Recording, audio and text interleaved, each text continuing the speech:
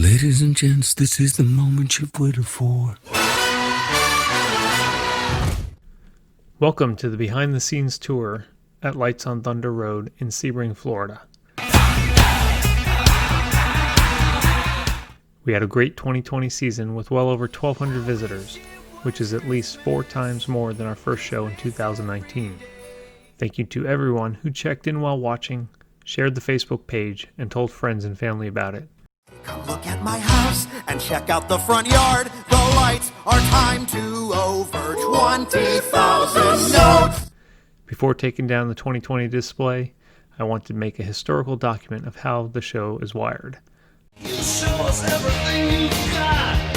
Hopefully for your enjoyment, but mostly for my bad memory for next year. Into the unknown. I hope this video gives an insight on what it takes to make the 15,148 LEDs work. I'm blinded by the lights. This is my power wall in the garage. Running the show is an 8-year-old Fujitsu Lifebook T731 tablet PC with a Core i5 processor, 4 gigs of RAM, 120 gigabyte SSD drive, and Windows 7 Pro 64-bit. I'm currently running X-Lite's 2020.51 and X Scheduler. The router is a TP-Link Archer C7 AC1750 with 2.4 and 5 GHz enabled. It is running as an access point connecting directly to the main router in the house. This allows me to see the laptop and controllers from my sequencing workstation inside. Wireless devices for the show connect to it, and I can control the show from anywhere outside. I disconnect the access point from the router when the show is running, so it's not slowing down my home network. Since I have more than 4 connections coming into the router, I also have an 8-port switch to handle the additional wired controllers. My main controller is a Culp F8B on top of a BeagleBone Black running Falcon Pi Player version 4.1. Attached is a Falcon 4-port differential expansion board with connections going to the receivers in the attic, along the house, and out in the yard. It's powered by a 460 watt HP 12 volt power supply. There are 2 here because I did have a Falcon F16 V3, but moved that to my Megatree. I left the second power supply as a backup. This stays up year round to run my landscape lights as well as the house trim lights during any seasonal displays such as Valentine's Day sporting red, white, and pink, St. Patrick's Day with a wee bit of green and white, and well, you get the idea. Here's a mobile black box FM transmitter. This can transmit up to 5 miles. I have it limited as much as I can with the smallest antenna, but I think it still goes out about 2 to 3 miles. It's more robust than what is needed, but I wanted a reliable unit that was easy to set up and had multiple inputs. I have it connected to a wireless timer unit, which turns on the transmitter and the stereo system about 5 minutes before the show starts and 30 minutes after the show ends, leaving time for any graceful show endings or time extensions.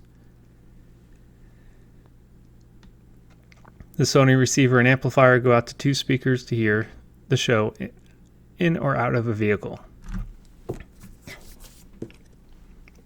I've done some extensive wiring inside and out to try and keep a handle on the wiring mess. Hasn't turned out perfect and it's still a work in progress. I tapped into the circuit along the east wall, which comes down and out through a 1-inch pipe through the concrete to the outside junction box, which I'll show later. The cables also go up to the attic, to the differential receivers, and also to the right in the pipe and out the front wall where the garage light normally hangs. Most of these connections went to last year's matrix around the garage, but are now used for some floodlights and extra connections if needed.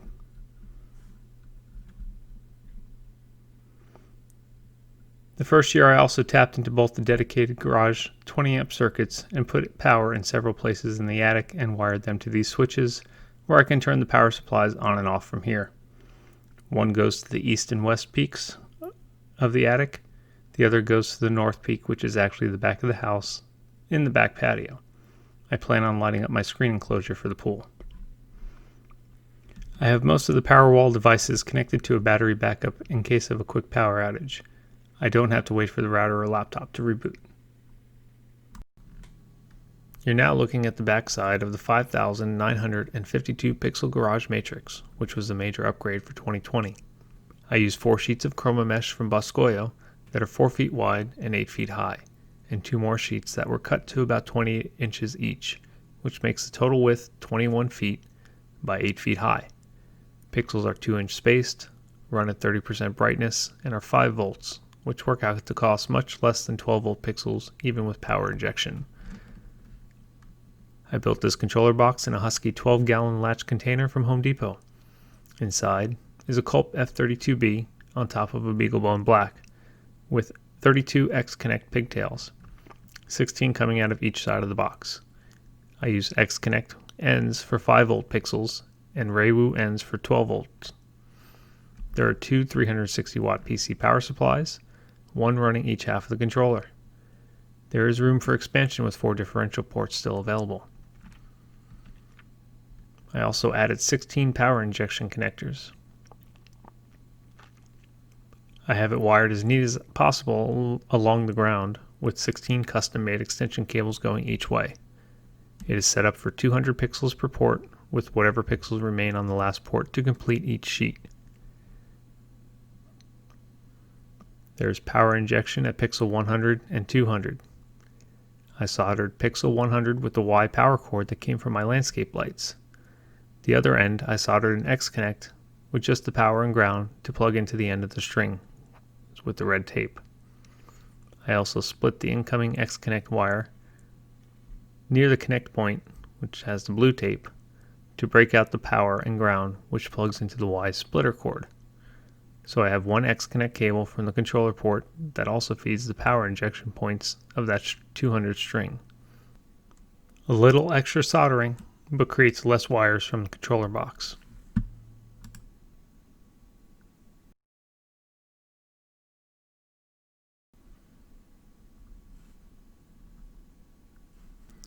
My car is trapped this year as my plans didn't unfold to make a full frame to be able to lift the mesh to get the car in and out.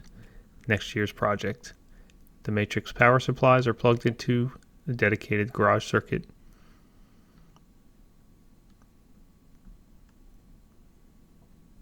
And here's another shot inside the box.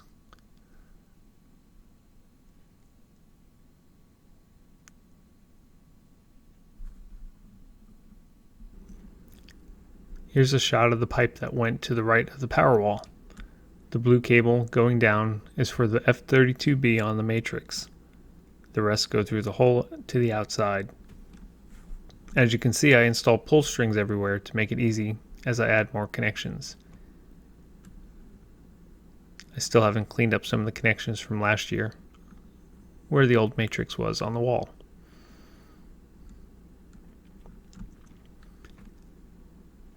And here's some extra parts and pieces I picked up over the last 2 years, including 4 rolls of 1,000 feet of 6-stranded underground cable, 2x2 pieces of grid mesh I cut from bread delivery trays, bins and containers for storage, metal ground twist stands to drop pipe in, part of last year's matrix with 480 pixels, and lots of tomato cages for small trees which have yet to be built.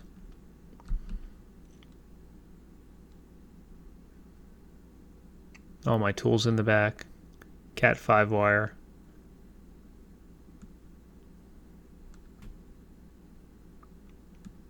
I had these signs made up quickly, which help people find their way back to the show. We're kind of off the beaten path. $8 each at a local shop. They're printed on both sides and came with a ground stake. A good portion of my visitors said they found the show with the signs. Next year, I will get some spotlights from Walmart to shine on them at night.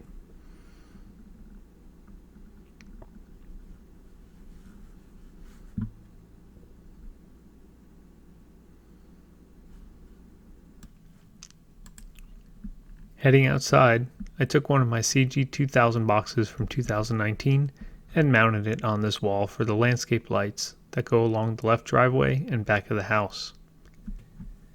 I have 2 extra ports to use for other props during the show as well. Inside is another 12 volt 460 watt HP power supply with a breakout board an F8 distro, which was from the original setup in 2019, not really needed right here, and a differential receiver, which is fed from the F8B on the main wall.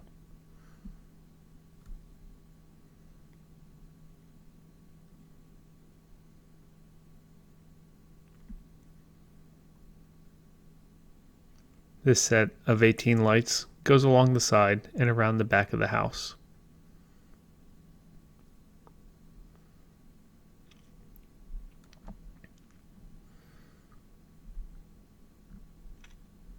The other direction goes underneath the sidewalk and is another 17 lights that follows the east side with the flood in the middle to light up the bushes.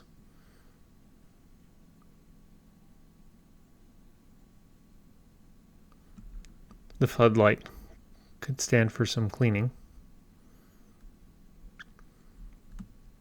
And the landscape lights go down the driveway to the mailbox with another 10-watt floodlight out there.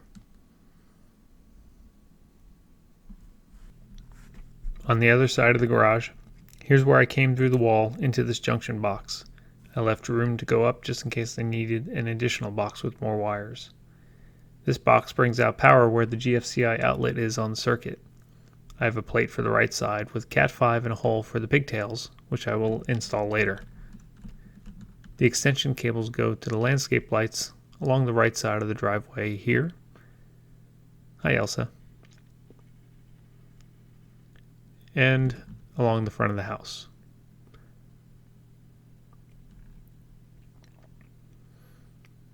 These gray extension cables are just lying around and not connected for now. They were part of the matrix from last year. I had hoped to repurpose them this year, but they come through the hole there and I just need to clean them up. This is the camera junction box I made that has 3 closed circuit cameras mounted to it. One watches the front door, one points out to the mega tree, and the other covers the driveway and left side of the house. I'll keep a watchful eye on visitors to the show. Inside the camera box I also have a differential receiver which allows for upper house connections like the RBLs. Data is fed from the F8B inside, and the power comes from the attic HP 12-volt power supply at the peak behind that security light. I also have a differential receiver behind the light for the two wreaths, and also the 3 ornaments going to the right and the 3 ornaments going to the left on the roof. I tried to keep things as neat as I could. The ornaments are on a half L-shaped cinder blocks from Home Depot and bungee tied to the block. One fell forward during some recent wind. I have to fix. If you can't get sandbags, these L cinder blocks work well depending on the pitch of your roof. They are heavy and should not move on shingles. You may not want to use them on a metal roof. They can scratch unless you have them secured.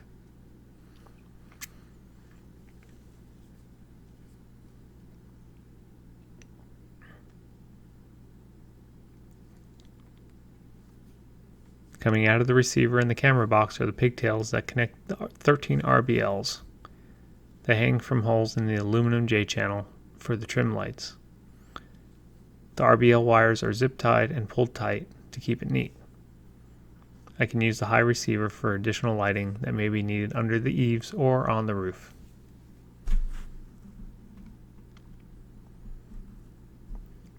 The first project I worked on in February 2019 was the house trim using aluminum J-channel. I have the cables coming from the F8B going into the attic and coming out the 2 holes into Delphi connectors, which was my first choice on the first few projects. One set of 216 runs along the front of the house.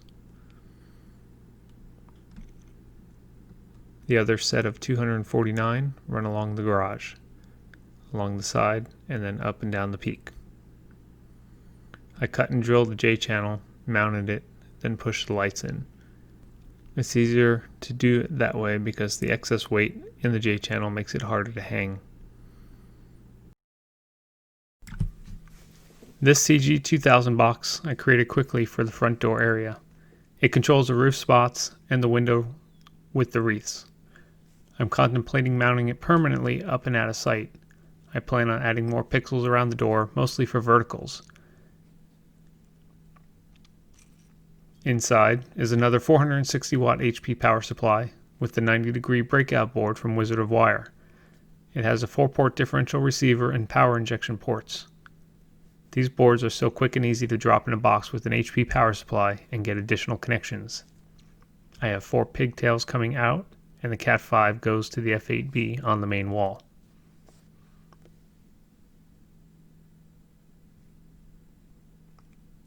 I can probably put this in a smaller box.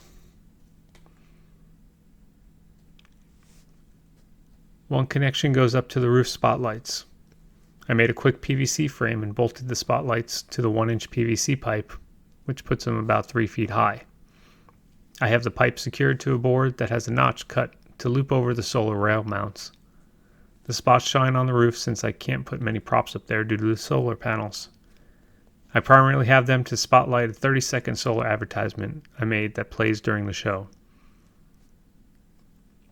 The spots are 30 watt, 12 volt from Reiwu.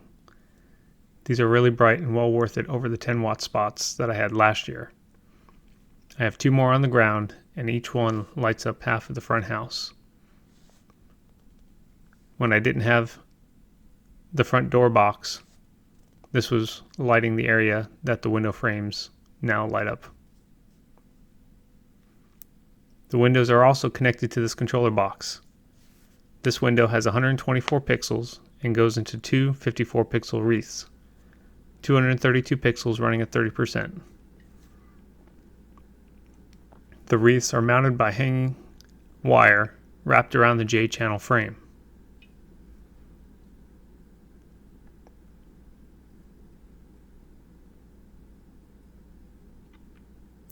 I made a little hole at the top to put the wire through and then wrapped it around the frame. They are also kept from moving by the neodymium magnets, which I pulled from old hard drives. They are wedged into the window gap with the top magnet clamping the wire. They don't move or bang on the window with the wind. After hearing them banging for a few days, I decided to secure them a little better.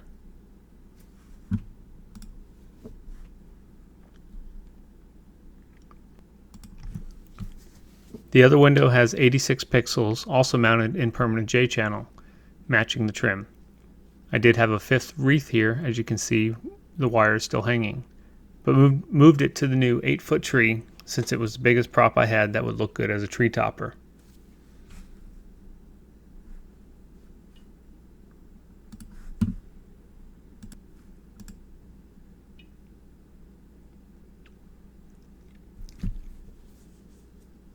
For this matrix, I cut an opening and brought the wires from the differential receiver in the attic on this side of the house to power the matrix and also the right window, but moved the right window off as the wire was just a bit too long and caused all sorts of glitches. The matrix has 672 12-volt pixels. I put this up October 2019 and it has never come down. It's been exposed to the elements for over a year and has discolored the casings and resin to a deep brown, and the wires have some mold and mildew, but the pixels work as well as new pixels from this year. I think there's one failure of a blue LED in one of the top pixels, which I have to replace. On to the 180-degree megatree. It's 20 feet high, including the star topper, and starts 2 feet off the ground. I installed a junction box for power and network access for the yard. Should anything short out here, the GFCI on the side of the garage outlet will pop. The ASAP pole is permanent and also used as a flagpole. One of the Bose speakers is here with the 75-foot wire back to the amplifier in the garage. I'll eventually run that wire through the junction box. The tree is 32 strips with 105-volt pixels per strip. I used an EMT bender on the 3/4 EMT to make a 9-foot base. There are 4 1-inch galvanized T's around the base that slide on the ring before adding the eye bolts. Another piece of 3/4 inch EMT comes down that sits on a piece of 4-foot rebar that is down about 2 feet in the ground. These tees can swivel to adjust and level the ring, and make it easy to sit flush when putting away.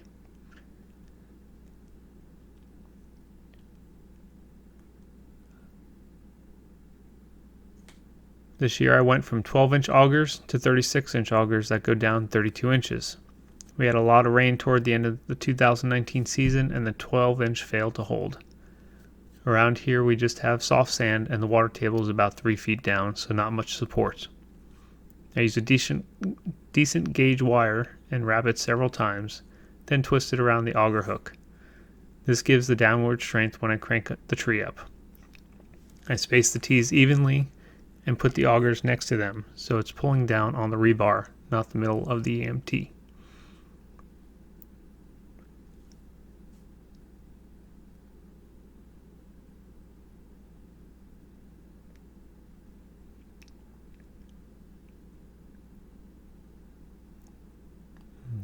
There's another auger. Another shot of the speakers. They've lasted 2 years out here like this. No waterproof speakers necessary here. There's the third and the fourth tee and auger.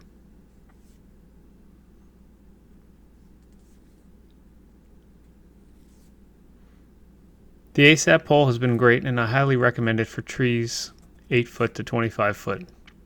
It's made with 3 galvanized pipes, 2-inch, 1.5, and 1 inch. 2 of them are 12 feet, and the 2-inch pipe is 10 feet, so I can crank it up 30 feet high for the flagpole.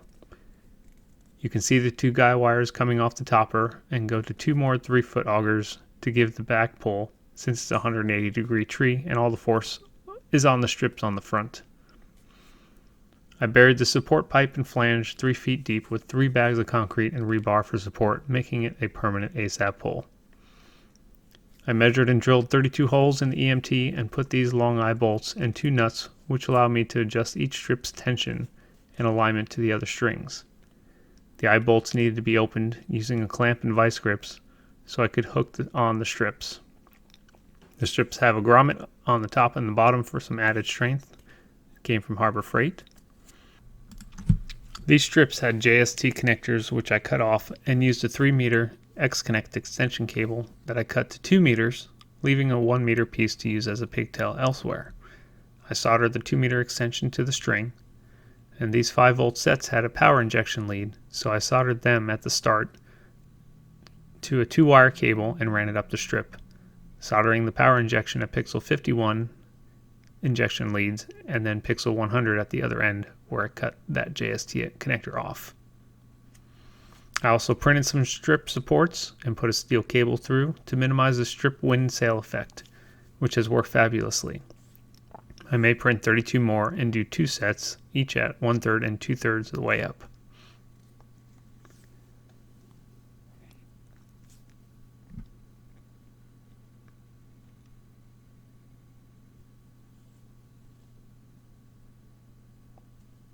The enclosure came from a project at work, and they were getting rid of it. The extra size allowed me to put 2 360-watt PC power supplies side by side and a 3D printed support brackets. The F16 that was on the power wall last year, I put in this box with a V2 expansion board to give me 32 ports. Each power supply powers half of each board using 5 volts. I have a 12-volt lead coming out to connect the fan to the left to pull the warm air out, as the box already has 2 vents. I'm using DMX port 1 to go to a differential receiver on the box below. It's a nice built-in feature that the DMX port 1 gives 4 additional ports for a differential receiver. DMX port 2 and 3 can give you 1 additional port each on a differential receiver as well.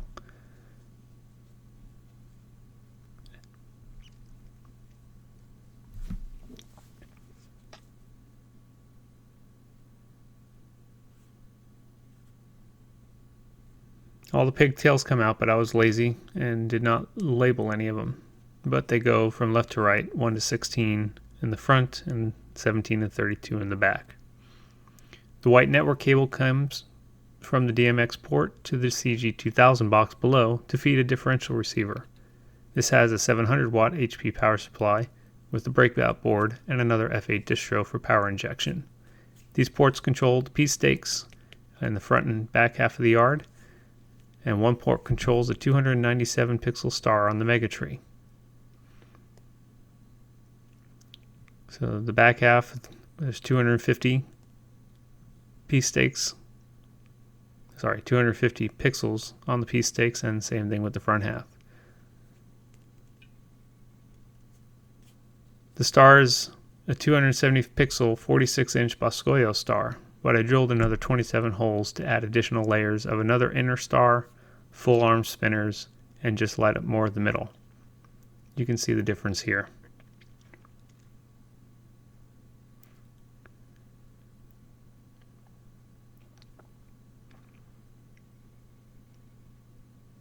The tree topper is 24 inches wide, made of a 1/4 inch steel, has 32 holes for eye bolts.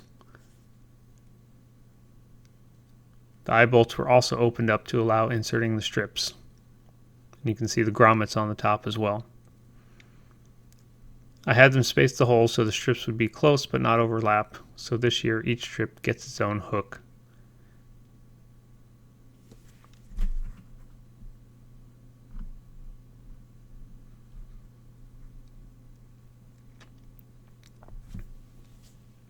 I lift the ring 2 feet off the ground to clear the flower bed. As those pygmy palms grow, I'll have to figure out what to do.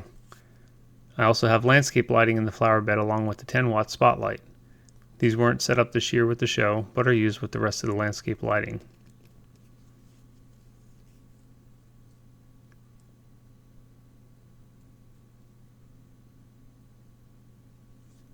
From the junction box, I have a network cable coming from the Powerwall F8B, and run both network and an extension power cable from the junction box to an ammo box.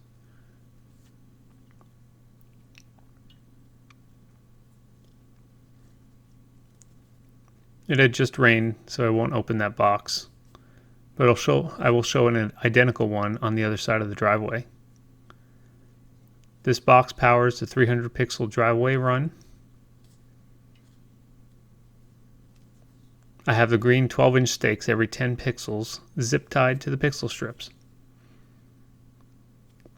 You can see I have a pipe with the pull string going under the rock back to the garage that I plan on using at some point to have power and network at the end of the driveway. You can see the driveway pixels are brown and weathered like the ones on the matrix on the right side of the house. They were reused from the sides of the garage matrix, which was never taken down until I put up the new matrix.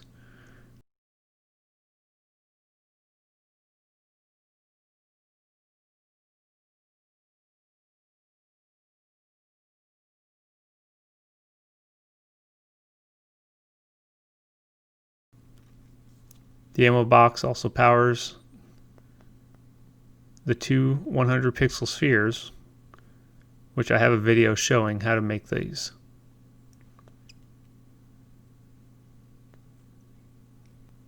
The box also powers 6 arches with the power injection in the middle and the far sphere.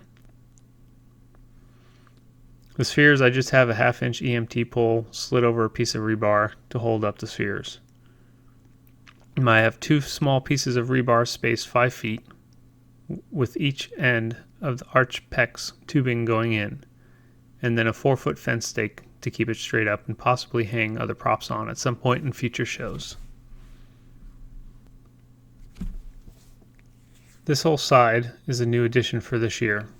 I expanded the show to the left of the house with this new 8-foot medium tree, 16 strands by 50 pixels. The base is from J.R. Matos that I won at the Florida Mini back in February 2020. I made the tree base from 2 4x4s with a notch cut out in the middle to lock together, and a 1-inch galvanized flange for the 10-foot galvanized pipe. The CG1500 box out here has a Cat5 cable run from the Powerwall switch that comes out the hole in the garage, runs behind the 1-inch EMT on the matrix, behind the lip of the aluminum, to the downspout and across the yard. I hope to bring a permanent power and network junction box to the side of the yard at some point this year. In the box I have another F8B with a 700 watt 12 volt HP power supply using another Wizard of Wire differential receiver breakout board. I run the power, which are the yellow and black wires, to the F8B from the breakout board.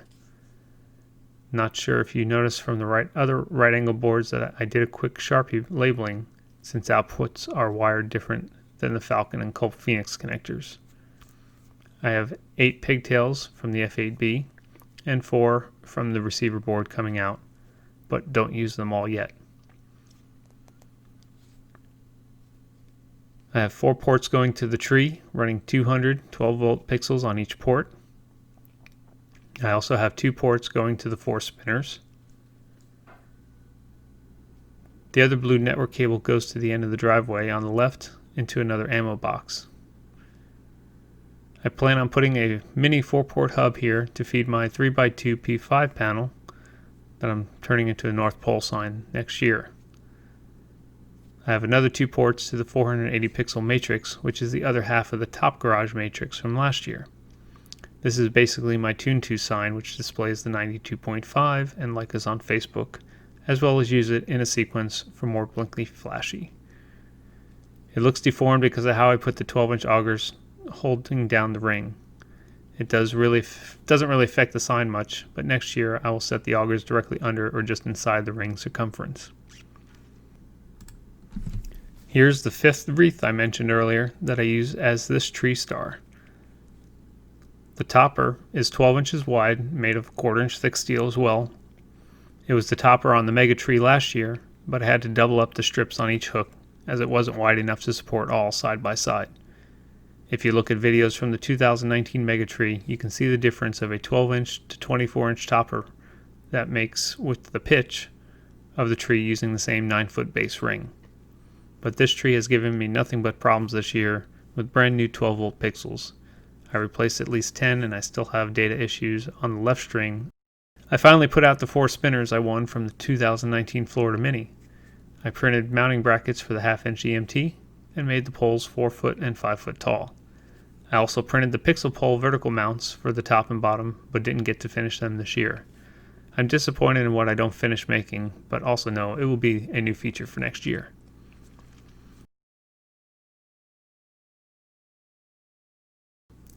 Here's the other $3 ammo box from Harbor Freight, exactly the same as the other that I couldn't show. I have power and network coming in. Each has a 460 watt HP power supply with the Wizard of Wire right angle differential receiver and breakout board. These fit perfectly in the ammo box like this. I have 4 pigtails coming out. One powers the left side of the 300 pixel driveway run. Again, no power injection there.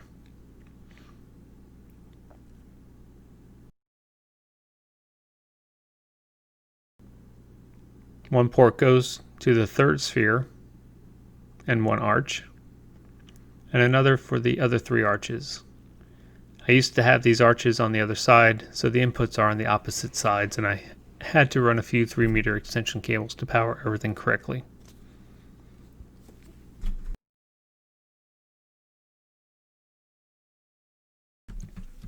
So here's a view of the front of the garage matrix. As I said earlier, there are 4 full sheets of chroma mesh across the 16-foot opening, and 2 sheets cut down to 28 inches to cover the stone. Supporting the weight of the mesh are 2 1-inch EMT pipes joined in the middle with a coupler, and end caps so no small animals or insects can get in.